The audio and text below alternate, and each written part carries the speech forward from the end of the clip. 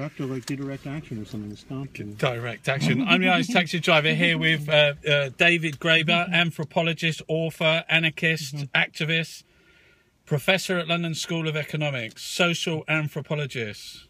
All those things, yeah. You're American. I am, yeah. So how do you see Westminster? It's really big and elaborate. Well, I don't know. This country's strange. I've actually been inside those places, which I never would get into in America. You know, I mean, I would never be talking in Congress. So there's little openings here and there where, like, at least they'll hear you out. I mean, they won't do what you say. You know, they won't pay much attention. They'll basically laugh at you. But it's a little bit more open. I mean, that's why I'm here, because basically America just gave me the boot. You got kicked out of America. Effectively, yeah. So how do you see British institutions or English institutions like lords, ladies, the monarchy? Yeah, well, at least they're upfront about it. See, the problem in America is we got all that stuff, but everybody's supposed to deny it exists. So, like, the way social class in America works is they pretend it's all in your head. Oh, you see yourself as coming from a working class background, you know, sort of like that. So you have people of all just as much privilege or more than an earl, but they, you know, you have to pretend that they just like somehow got there by the sweat of their brow and we're all really the same. So at least they're more upfront. You know? I mean, one of the things that you think about the British, the ideology or how it's interpreted or seen abroad, that it's this great sort of like that we have this Nietzschean collective morality. We're the good people. Oh yeah, yeah. It's fascinating to me. I mean, America's got this messianic good people thing. America is like, I mean, they go around everybody saying all the time, "We are the greatest nation on earth," which is like, you know, the only kind of thing you can say all the time if you don't really meet people from other countries very often. Because, you know, if you're actually dealing with other people, you realize pretty quickly that only assholes say things like that. You know, just walk into the room and say, "Hi, I'm the greatest person here." You know, so it's very insular in that way. Whereas English people, they actually know other people, and they've got, so they're kind of thinking it, but they're not actually saying it. Yeah. We've got a lot of pedophiles in our parliament, We do, apparently. don't you? It's amazing. Yeah, on every level. It's incredible, no? Yeah. Yeah, does that go on everywhere and it just comes out here, or is it a particularly English thing?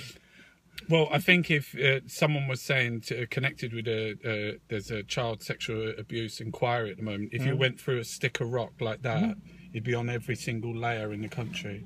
Yeah, so does this have to do with the public school system? They sort of teach something to... Teaching, public schools, churches... That's the way our institutions work, because something is turning people into... I mean, there's a guy who a lot of people call a bit of a lunatic, David Icke. Oh, yeah. Who 25, 30 years ago was saying that, like, there's loads of... in Parliament, you know... Oh, have you ever seen this guy, Cyril Smith? Do you know him? Yeah. Big guy? Yeah. Oh, that's right. So does that mean, like, maybe there actually are space aliens, too? There's a lot of cover-ups. We just had this HSBC, like, in France at the moment, they're actually looking to prosecute. But here, it's just like... Yeah, that's like America, too. I mean, I think that America is just that nobody even pretends that the system isn't corrupt anymore. In fact, well, I mean, it's not corrupt because they've legalized corruption. And that's kind of like here. If you do like international corruption index, I'll say, well, Nigeria, Russia are the most corrupt countries in the world, right? But that's because bribery is still illegal there. You know, in a country like this one, it's not actually against the law to give people money to affect their vote. No, it's not. You're allowed to, but that's the same in America, no? Yeah, no, the entire American political system is entirely based on that. I mean, that's why we refused to deal with it in Occupy. You know, everybody criticized us. Well, not everybody, but everybody involved in the system. We keep getting this shit all the time, saying like, well, you got to join the process to change the process. But we're like, well, that means it's like saying you got to raise bribes to get rid of bribery. Yeah. Well, actually, it's not like it. That is saying that, because that's basically what we would have had to do. Well, we've got kind of a system where it's okay to you know, George Osborne signed a deal, a tax evasion deal, giving them immunity and you know, and anonymity. We don't, you know, tax evasion is a crime. I've just been in a TUC conference and someone in there said the difference between tax evasion and tax avoidance is the thickness of a prison wall. Yeah. Yeah, no, it's true. I mean, and they almost hammer it home that there's like two sets of laws, one for the people running the system and one for everybody else. I mean, I always talk about that in terms of mortgages and debts, right? After 2008, what was it, AIG? There was like $2 trillion worth of debt they sort of made magically disappear. But all the mortgage holders was like, no, I mean, it's a simple morality. You've got to pay your debts, and nobody pointed that out, Well, what about the guys we owe the money to?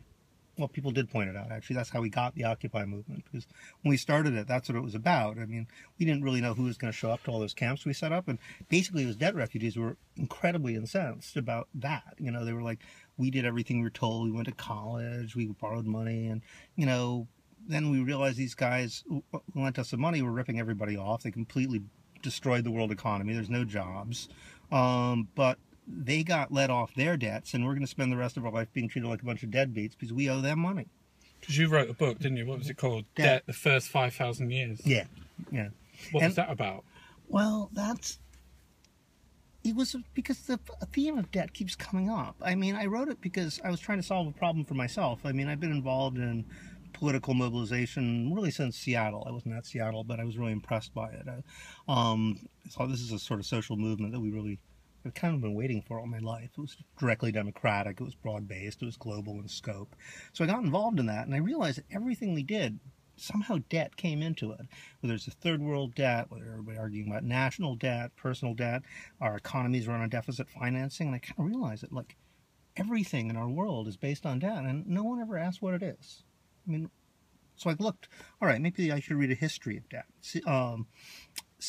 See what it's about, where does it come from? And I realized that nobody had ever written one, which is weird because, there's not that many things that nobody's ever written a history of. You can get a history of salt, you can get a history of fish, history of, some French guy wrote a history of shit about, like, plumbing systems over the ages. Anything you want, buttons. Nobody's ever written a history of debt, so I just figured I'd better do it. I mean, the one article that you wrote, I remember, was in The Guardian, about the Bank of England, talking about IOUs. Mm-hmm. Yeah, it's heterodox economics. Basically, okay, the thing you got to remember is that everything we think we know about debt and money is basically backwards, like in the way politicians talk about it. Let me make it sound just like a household. You got to save, you got to balance your books. If you borrow money, you got to return it. If we borrow money and run deficit finances, our children will have to pay that someday, and we're being irresponsible. And, that's true if you don't control the money. But money is actually an IOU issued by the government. If the government didn't borrow money, there wouldn't be any money, basically, and we couldn't have an economy.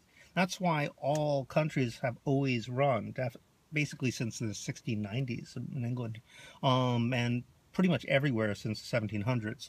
All modern nation states run a deficit. It always happens. And all politicians act like they shouldn't be running a deficit.